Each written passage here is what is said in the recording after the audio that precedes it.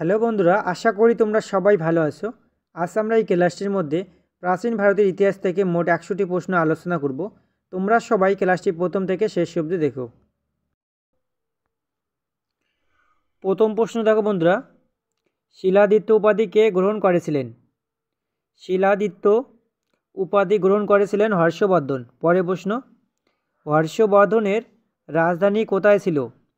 হর্ষবর্ধনের রাজধানীর নাম ছিল কনৌজ। পরের প্রশ্ন দেখো, হর্ষাব্দ কবে প্রবর্তিত হয়? হর্ষাব্দ প্রবর্তিত হয়েছিল 606 খ্রিস্টাব্দে। পরের প্রশ্ন দেখো, হর্ষবর্ধনের সভাকবি কে ছিলেন? হর্ষবর্ধনের সভাকবি ছিলেন বাণভট্ট। পরের প্রশ্ন দেখো, হর্ষচরিত্র কার রচনা?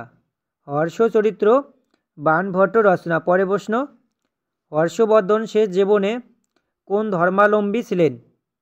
হর্ষবর্ধন শেষ জীবনে বৌদ্ধ ধর্মাবলম্বী ছিলেন।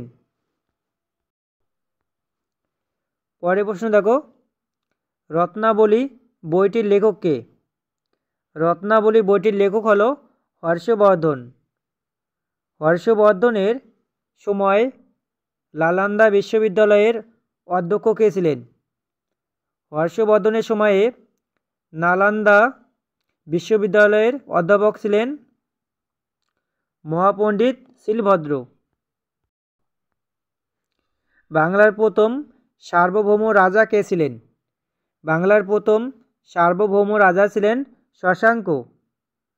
বন্ধুরা, তোমরা যারা ভিডিওটিকে লাইক করনি অবশ্যই একটি লাইক করে দিও। আর হ্যাঁ, আমাদের প্রত্যেক দিনের ক্লাসগুলি পেতে চ্যানেলকে সাবস্ক্রাইব করে পাশে থেকো। 10 নম্বর প্রশ্ন দেখো, শশাঙ্ক কোথাকার রাজা ছিলেন? শশাঙ্ক গৌড়ের রাজা ছিলেন। শশাঙ্কের রাজধানী কোথায় ছিল? শশাঙ্কের রাজধানীর নাম ছিল কর্ণ সুবর্ণ।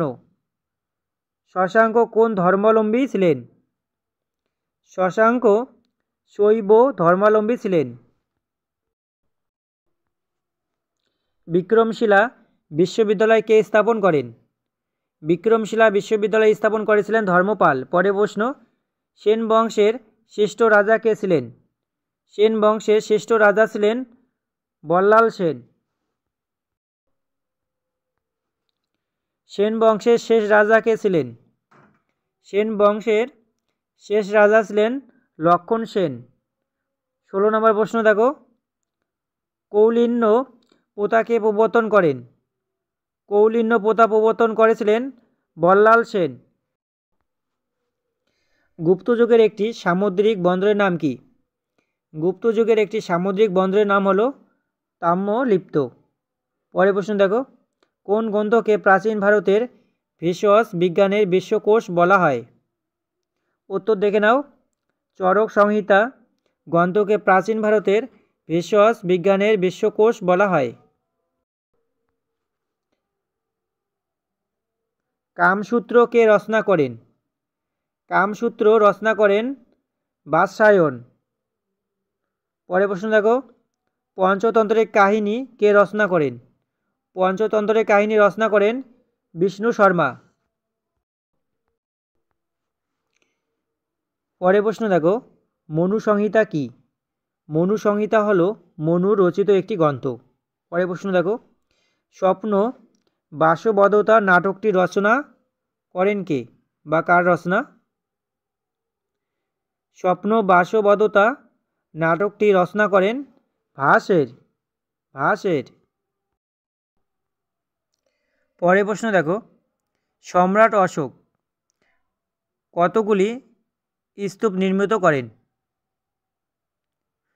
সম্রাট অশোক মোট 84,000 স্তূপ নির্মাণ করেছিলেন। পরের প্রশ্ন দেখো, ইলোরার গুহা মন্দির কোন যুগে নির্মিত হয়? ইলোরার গুহা মন্দির গুপ্ত যুগে নির্মিত হয়েছিল। কোন শাসক কোণার্কের সূর্য মন্দির নির্মাণ করেন? উত্তর, প্রথম নরসিংহবর্মন শাসক কোণার্কের সূর্য মন্দির নির্মাণ করেছিলেন। পরের প্রশ্ন দেখো, হজরত মুহাম্মদের মৃত্যু হয় কত খ্রিস্টাব্দে? হজরত মোহাম্মদের মৃত্যু হয়েছিল 632 খ্রিস্টাব্দে। পরের প্রশ্ন দেখো, সুলতান মাহমুদ প্রথম কবে ভারতবর্ষ আক্রমণ করেন? সুলতান মাহমুদ প্রথম 1000 খ্রিস্টাব্দে ভারতবর্ষ আক্রমণ করেছিলেন। পরের প্রশ্ন দেখো, সুলতান মাহমুদকে কে প্রথম বাধা দেন? সুলতান মাহমুদকে বাধা দেন রাজা জয়পাল। সোমনাথ মন্দির কে লুট করেন? সোমনাথ মন্দির লুট করেন সুলতান মাহমুদ। আল বেরুনি কার সঙ্গে ভারতে আসেন? আল বেরুনি সুলতান মাহমুদের সঙ্গে ভারতে এসেছিলেন। ভারতের মুসলিম সাম্রাজ্যের প্রকৃত প্রতিষ্ঠাতা কে? ভারতের মুসলিম সাম্রাজ্যের প্রকৃত প্রতিষ্ঠাতা হলেন মোহাম্মদ ঘুরি। পরের প্রশ্ন দেখো, তহকিক ই হিন্দ কার রচনা? এটি আল বেরুনির রচনা।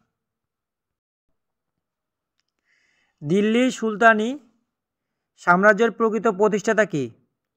দিল্লির সুলতানি সাম্রাজ্যের প্রকৃত প্রতিষ্ঠাতা হলেন ইলতুমিশ। বন্ধুরা, তোমরা যারা ভিডিওটিকে লাইক করোনি অবশ্যই একটি লাইক করে দিও। আর হ্যাঁ, আমাদের প্রত্যেক দিনের ক্লাসগুলি পেতে চ্যানেলকে সাবস্ক্রাইব করে পাশে থেকো। ইলতুৎমিশের রাজত্বকালে কোন মোগল নেতা ভারত সীমান্তে উপস্থিত হন? ইলতুৎমিশের রাজত্বকালে চেঙ্গিস খা মোগল নেতা ভারত সীমান্তে উপস্থিত হন। খলজি বংশের প্রতিষ্ঠাতা কে? খলজি বংশের প্রতিষ্ঠাতা হলেন জালালউদ্দিন খলজি। পরের প্রশ্ন, খলজি বংশের শ্রেষ্ঠ শাসক কে ছিলেন? খলজি বংশের শ্রেষ্ঠ শাসক ছিলেন আলাউদ্দিন খলজি। দিল্লির কোন সুলতান রেশনিং ব্যবস্থা চালু করেন? দিল্লির আলাউদ্দিন খলজি সুলতান রেশনিং ব্যবস্থা চালু করেছিলেন। তুগলক বংশের প্রতিষ্ঠাতা কে? তুগলক বংশের প্রতিষ্ঠাতা হলেন গিয়াসউদ্দিন তুগলক। শেরশাহের মৃত্যু কত খ্রিস্টাব্দে হয়? শেরশাহের মৃত্যু হয়েছিল 1545 খ্রিস্টাব্দে। পরের প্রশ্ন, আকবরের প্রকৃত নাম কী ছিল? উত্তর, আকবরের প্রকৃত নাম ছিল জালালউদ্দিন মোহাম্মদ আকবর। আকবরের অভিভাবক কে ছিলেন? আকবরের অভিভাবক ছিলেন বৈরাম খাঁ। পরের প্রশ্ন দেখো, মেবারের শ্রেষ্ঠ রাজা কে ছিলেন? মেবারের শ্রেষ্ঠ রাজা ছিলেন রানা প্রতাপ সিংহ। আকবরের শেষ রাজ্য জয় কোনটি? আকবরের শেষ রাজ্য জয় হল অসিরগড় দুর্গ। পরের প্রশ্ন, আকবরের রাজস্ব মন্ত্রীর নাম কী ছিল? আকবরের রাজস্ব মন্ত্রীর নাম ছিল টোডরমল। মনোজবদারি প্রথা কে প্রবর্তন করেন? মনোজবদারি প্রথা প্রবর্তন করেন সম্রাট। পরের প্রশ্ন দেখো, ইবাদ তখনা কোথায় অবস্থিত? ইবাদ তখনা ফতেপুর সিক্রিতে অবস্থিত। দ্বীন-ই ইলাহি প্রথা কে প্রবর্তন করেন? দ্বীন-ই ইলাহি প্রবর্তন করেন আকবর। আকবর দ্বীন-ই ইলাহি প্রথা প্রবর্তন করেছিলেন। দ্বীন-ই ইলাহি মত গ্রহণকারী একমাত্র হিন্দু কে ছিলেন? দ্বীন-ই ইলাহি মত গ্রহণকারী একমাত্র হিন্দু ছিলেন বীরবল। কোন মোগল সম্রাটকে জাতীয় সম্রাট বলা হয়? আকবর মোগল সম্রাটকে জাতীয় সম্রাট বলা হয়। এগুলো অবশ্যই মনে রেখো। পরের প্রশ্ন দেখো, জাহাঙ্গীরের রাজত্বকালের কোন পর্যটক ভারতে এসেছিলেন? জাহাঙ্গীরের রাজত্বকালে স্যার টমাস রো পর্যটক ভারতে এসেছিলেন। শাহজাহানের প্রীতম পত্নীর নাম কি? শাহজাহানের প্রীতম পত্নীর নাম হলো মমতাজ। পরের প্রশ্ন, শাহজাহানের পর কে মোগল সিংহাসনে বসেন? শাহজাহানের পর মোগল সিংহাসনে বসেছিলেন ঔরঙ্গজেব ঔরঙ্গজেব কোন উপাধি গ্রহণ করেন? ঔরঙ্গজেব আলমগীর বাদশাহ গারজি উপাধি গ্রহণ করেছিলেন। কত খ্রিস্টাব্দে শিবাজির রাজ্য বহিঃশেষক হয়? কত খ্রিস্টাব্দে শিবাজির রাজ্য বহিঃশেষক হয়? উত্তর 1674 খ্রিস্টাব্দে। নাদির শাহ কবে ভারত আক্রমণ করেন? উত্তর দেখে নাও, 1739 খ্রিস্টাব্দে নাদির শাহ ভারত আক্রমণ করেছিলেন। ঔরঙ্গজেবের আমলে দুটি আঞ্চলিক বিদ্রোহ কী? ঔরঙ্গজেবের আমলে দুটি আঞ্চলিক বিদ্রোহ কী কী? উত্তর সতনামি ও জাটদের বিদ্রোহ। মোগল যুগের অর্থনৈতিক অবস্থা জানা যায় কোন গ্রন্থ থেকে? মোগল যুগের অর্থনৈতিক অবস্থা জানা যায় আইন-ই আকবরী থেকে। পরের প্রশ্ন, ঢাকায় তৈরি কোন কাপড় বিখ্যাত ছিল? ঢাকায় তৈরি মসলিন কাপড় বিখ্যাত ছিল। মোগল যুগে ভারতের দুটি সুতি বস্ত্রের প্রধান কেন্দ্রের নাম কি? মোগল যুগে ভারতের দুটি সুতি বস্ত্রের প্রধান কেন্দ্রের নাম হলো বারাণসী ও এলাহাবাদ। এগুলো অবশ্যই মনে রেখো। পরের প্রশ্ন দেখো, মোগল ভারতের একটি বন্দরের নাম কি? মোগল ভারতের একটি বন্দরের নাম হলো সুরাট। শের শাহের আমলে নির্মিত গ্র্যান্ড ট্রাঙ্ক রোড কোথা থেকে কোথায় বিস্তৃত ছিল? উত্তর সিন্ধু থেকে সোনারগাঁ। পরের প্রশ্ন দেখো, আলমগীর উপাধি কে ধারণ করেন? আলমগীর উপাধি ধারণ করেছিলেন ঔরঙ্গজেব। কোন সুলতানের আমলে তৈমুর লং ভারত আক্রমণ করেন? উত্তর নাসির উদ্দিন মাহমুদ শাহের আমলে তৈমুর লং ভারত আক্রমণ করেন। পরের প্রশ্ন, কোন যুদ্ধের পর দিল্লির সুলতানি শাসনের অবসান ঘটে? উত্তর পানিপথের প্রথম যুদ্ধের পর দিল্লির সুলতানি শাসনের অবসান ঘটেছিল। মোগল সাম্রাজ্যের প্রতিষ্ঠাতা কে? মোগল সাম্রাজ্যের প্রতিষ্ঠাতা হলেন বাবর। পরের প্রশ্ন দেখো, বাবরের পিতার নাম কি?